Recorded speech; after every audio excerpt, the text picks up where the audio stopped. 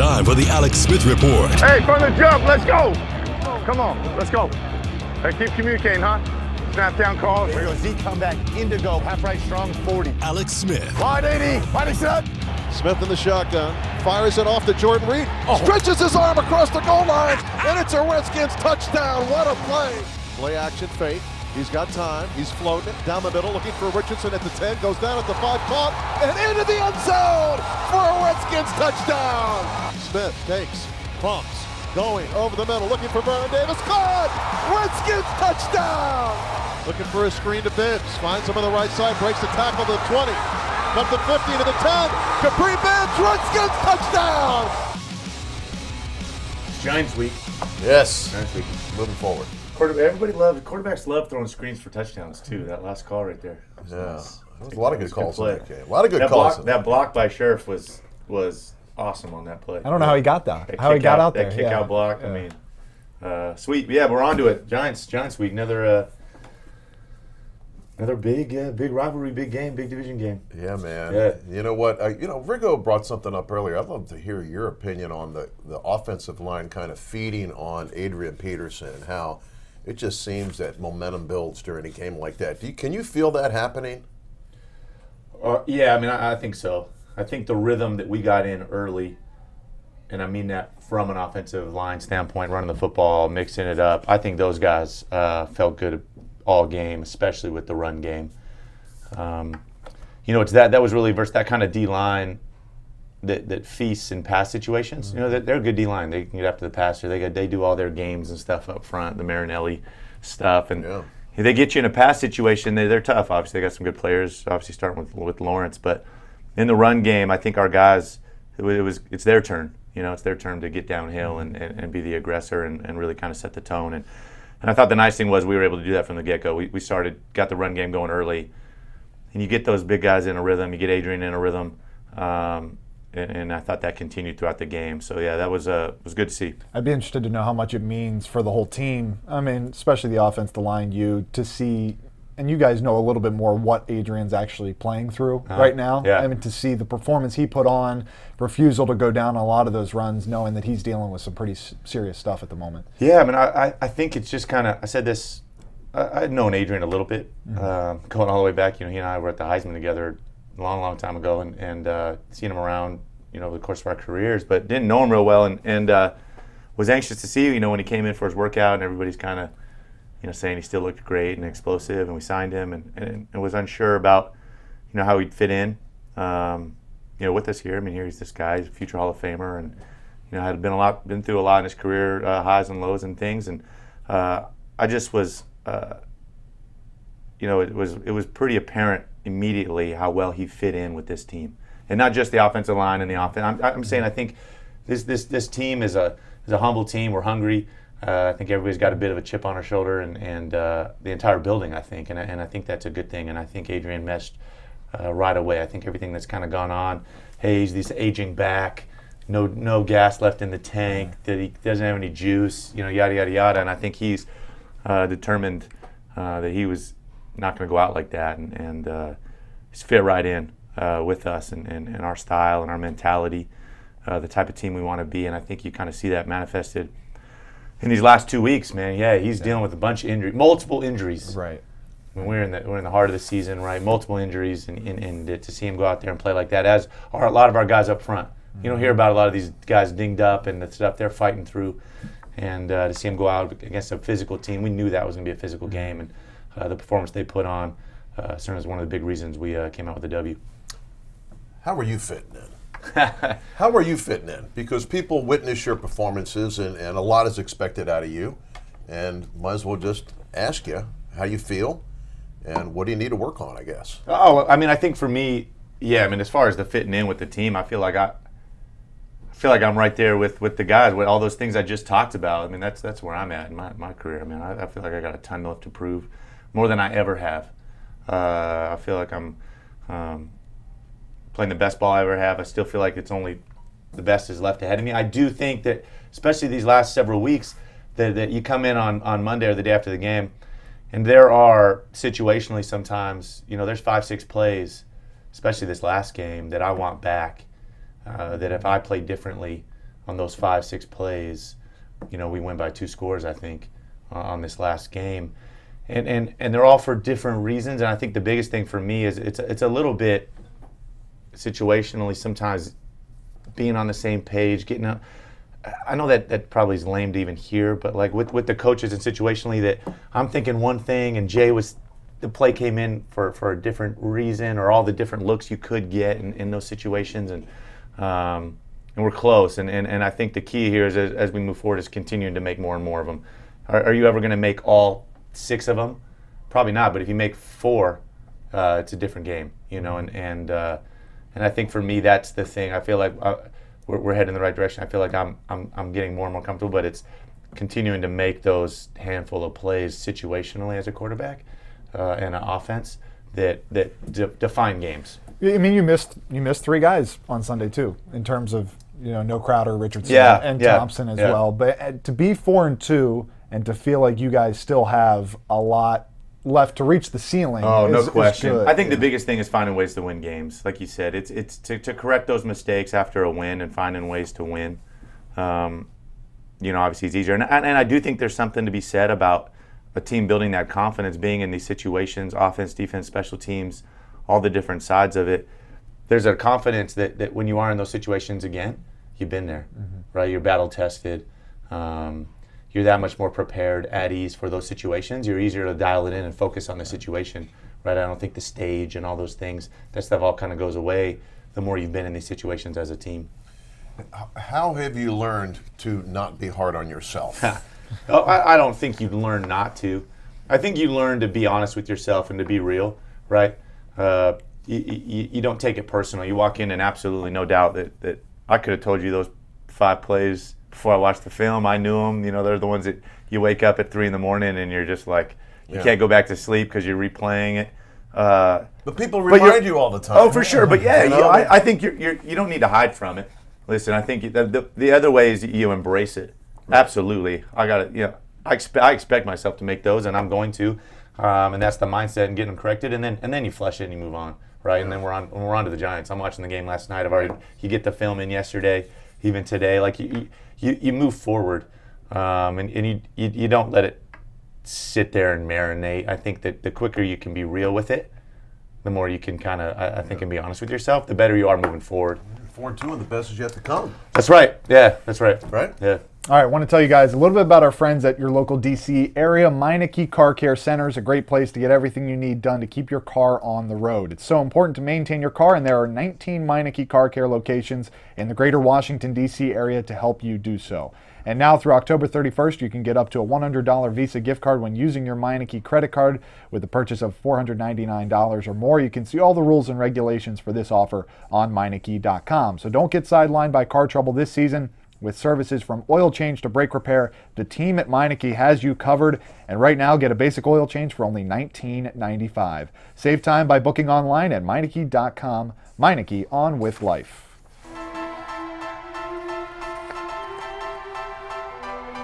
Redskins Recon with Alex Smith. We're going forward.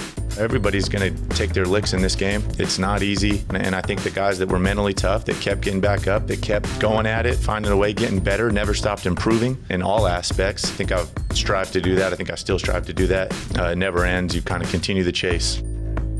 I have a special question from a guy named Sonny. Oh, all right. Sonny. Okay. Sonny wants to know, why is Alex continuously warming up on the sidelines? And that's question. It's obviously a joke, but we were watching it, and they're setting up for a field goal, or our defense, and you are tossing it with some guys on the sideline continuously. Yep. Have you always done that? Or? So it's something I've kind of, I guess I've kind of grown in my career. You know, as I talk about all those little things you try out and you take with you. And one thing, especially as you get into like weather season for me, the football, I mean, you're handling the football every single play, and so for me, it's the touch, the feel of the ball, way more than keeping my arm warm. Really? It's really way more of me just kind of playing the toss. I mean, a lot of times, we're like 10 feet apart. I mean, it's not it's a little bit to kind of keep my arm warm, but you're pretty juiced up. That doesn't matter. For me, it's way more the feel of the football, especially here as the season's turn.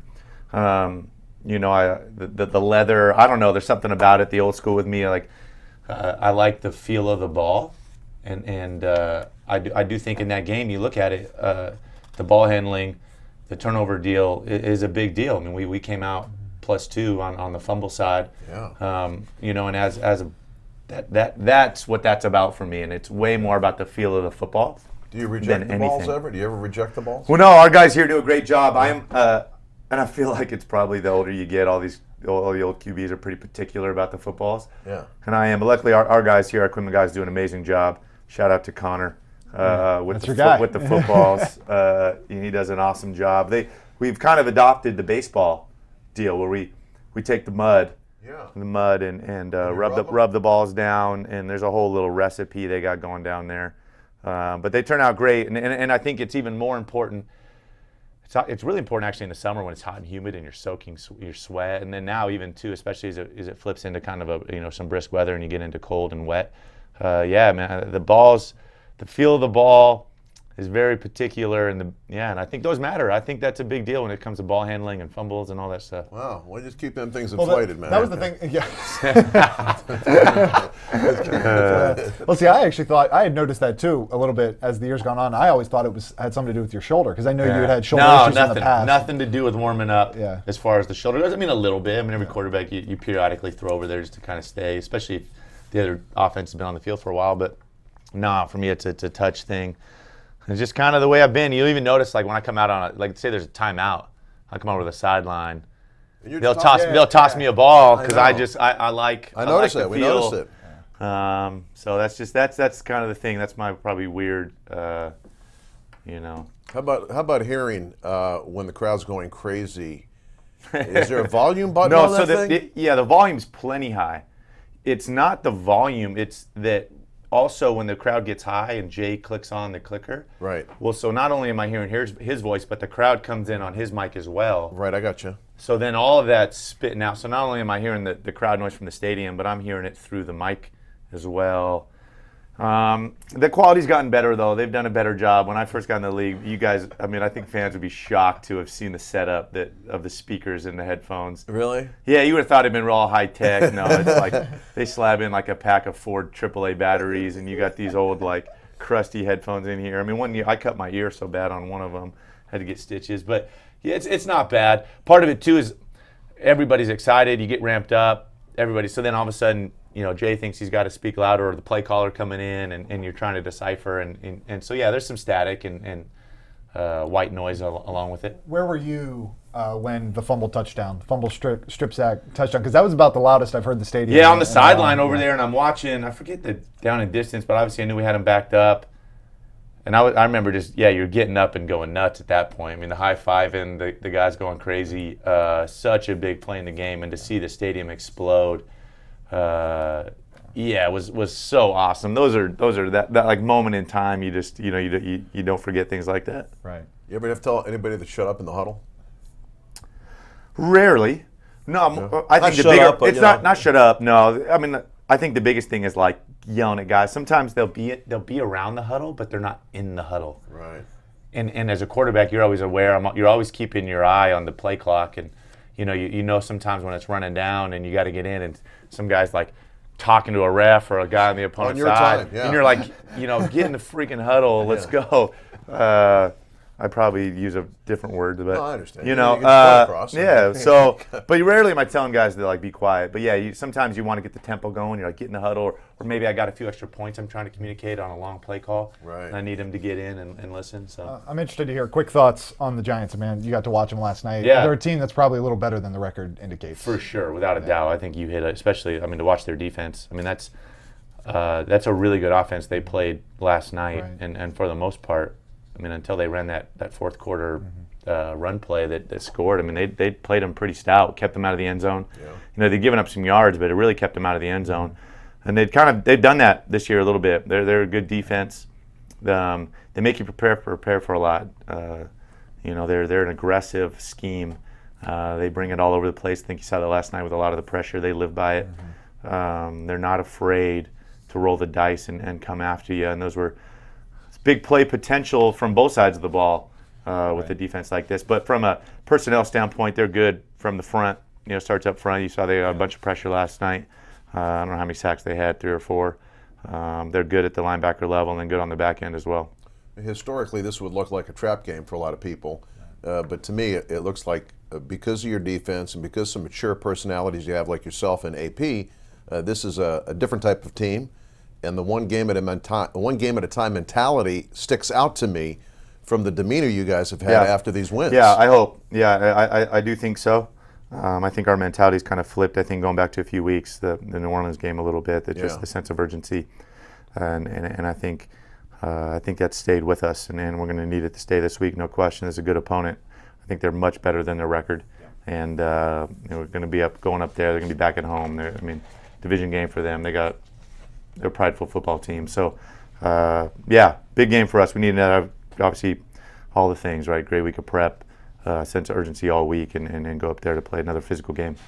All right, as we celebrate another Redskins season, the Virginia Lottery hopes that you'll join them in celebrating their own 30th birthday, because every time you buy a lottery ticket, you're supporting another team, Virginia Public Schools. Since 1988, the Virginia Lottery has raised over $9 billion for education, a victory that we couldn't have achieved without our loyal players. So on behalf of the Virginia Lottery, thank you, Virginia, for making their 30th season a winner.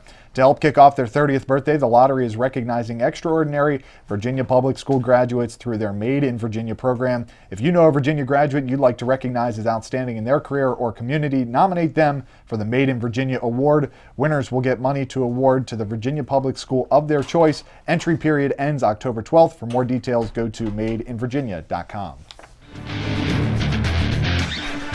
Time for Q's for the QB. Are there any questions? Be curious, not suspicious. Any questions? Question things. Ask. Come on, guys. There's no such thing as a stupid question.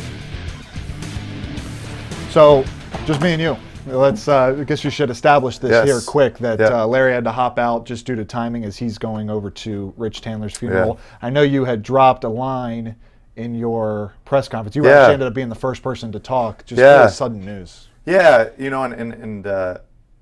I'm obviously new here and didn't know him well, but I think the reputation of Rich, in the building amongst his peers, obviously was outstanding. He was a guy I think everybody thought very, very highly of, and obviously very saddened about the news and the loss. So, really sad. And obviously Larry had to take off to go do that. Sad news. I think it kind of speaks to the I think the entire environment about everybody involved in this thing, right? I mean, there's so many pieces to this, and especially with the connection to the fans that is through, the media, sad, definitely. So Q's for the QB. Yep. Let's get to them here. We got some from all over the place, but first one, this is the first. I haven't seen one like this. This guy on Twitter actually has your jersey as his picture, so I think he's a fan. But how would you describe your relationship with the head coach, Jay Gruden? It's good. It's really good. He still always. I'll go back to this. People always ask me, like, back in April, an OTA start, and then, hey, how are things going? How's everything? And same thing in the summer, and then camp. Hey, how's everything going? And a little bit, it's like, it's great. Well, and of course it's great. It's April, it's May, it's June, it's July, it's August even. It hasn't really begun yet. You don't know. Yeah, you don't know real stress. We haven't been through this together until you get into the season, and I knew that. And so a little bit, I think we get in these situations. That's kind of what I talked about earlier a little bit. That you kind of have to go through this together. You got to go through the fire together. You're going to get put in some, there's going to be uncomfortable situations. There's going to be hard things. There's going to be highs, crazy highs, and there's going to be, I'm sure for both of us, certainly mine, like there's going to be dumb things you do in games. You're like, and he's like, what were you thinking there? And I'm like, I don't know. Well, all right, wait. So I have to ask about that real quick. What did he say when you ran out of bounds on that third down? Yeah, like, what the hell are you doing, man? And I'm like, I get it. I'm in my 14th year. You should never. And I thought for whatever reason, I thought I had a chance to end the game, and I had glimpses of myself doing that, whether it be throwing there on the run, and then all of a sudden I saw that line, and then you realize you're on the sideline, and I'm trying to get my knee down as I'm going out of bounds. So, just bonehead things like that happen periodically. Probably trying to do too much, maybe. Yeah. Yeah, but like that happens. But I think the best thing I appreciate about Jay is he is so upfront. He's so honest. There's no BS with Jay. Right. Like you walk in, he's going to cut straight to it. Usually it's with a pretty good jab. I mean, Jay is a sarcastic guy, so like you come in and there's going to be a good jab. Like you can't have thin skin with Jay. Do you find conflict to be healthy though in these relationships? Yes. Yeah, and not. Right. Yeah, like there's a certain amount of like not conflict, but realness. You got to be real with each other. To have a conversation. You don't need to sugarcoat anything. I don't need to. I'm like I said, this far along, I appreciate the honesty. I'm not a sensitive guy about any of this stuff. I've been through a lot, and Jay likewise. So I think I appreciate that, and that's what I tell him honestly. I'm like, don't ever BS me, sugarcoat anything. Like let's be real and constructive. And move and keep moving in the right direction, you know. And so I appreciate that the most about Jay. But yeah, I think for whatever reason, people. I mean, he can jab you now. Yeah. Like you come in and like screw any good plays you might have made the day before. I mean, the one he's gonna, you know, he'll remember the handful you screwed up and man, what the heck were you doing there? What were you thinking? You know, and so. And I like that. Yeah. He loves what he does. He loves teaching. He loves coaching, and so I appreciate that a ton. So yeah. All right, let's get to one more. I'm interested to see your thoughts on the accuracy of this, but how is Dallas's aggressive cover 3 defense mixed with man concepts so hard to deceive for chunk yards? It's not that it's like the deception. They're not a deception team, man zone. They are physical. They're going to press you on the outside, whether it be man or zone. You know, they got physical corners. They teach that physical press. It comes from the Seattle type deal. And then they play that. They don't do a lot of defensively, but what they do really well, right? So that cover 3 mixed with a little bit of man, they've seen the gamut run against it. You know, they know all their vulnerabilities. They know how to kind of combat it. They know what defenses try to do against them consistently. So they're kind of ready for it versus a team that does a ton, you know, and maybe doesn't know that. They know where they're vulnerable and they know how teams try to get to them. And I think they'll oftentimes try to combat it quickly, especially the veteran guys. You see Sean Lee out there. He knows where they're vulnerable a lot and he knows how teams consistently try to get them. So you see him do things. He diagnoses things pretty quick. He's pretty good. Yeah, and savvy player. So I think that's the tough thing. And I think all of that is predicated from the front. I mean, all these defenses that don't do a whole lot. That are more simple on the back end. They trust a pass rush. They don't. I mean, when the D line is rolling, you know, that's kind of anywhere. I mean, whatever the defense usually. I mean, if they got a good front, the defense is really good. You know, and it makes sense. So they're playing good. You look at their numbers, run and pass, red zone, third down. I mean, they're a really good defense, and they've been playing really, really good this year thus far. Would New York fall in a similar vein in terms of a little more simple with a good pass rush? Probably do a little more, I would say, a little more active, I think, on the back end and the front end, especially in kind of situational football. They probably do a little more, maybe first and second down, similar. So, yeah, we'll see. We'll see how, and I think that you never totally know how they're going to treat us, how they view us, personnel-wise, their matchups. Do they feel good about some of their man matchups based on their personnel? So you try to diagnose all those things as the week goes on. 11th hour coming up. Are uninvited pests ruining your plans? Let PMSI, the pest control partner of the Washington Redskins, handle it for you. Call today for your free inspection, and they'll work around your schedule to provide you the best solution possible to defend your home territory against pests of all kinds, including mold. Visit mypmsi.com for the game plan to control the pests on your home turf. That's mypmsi.com.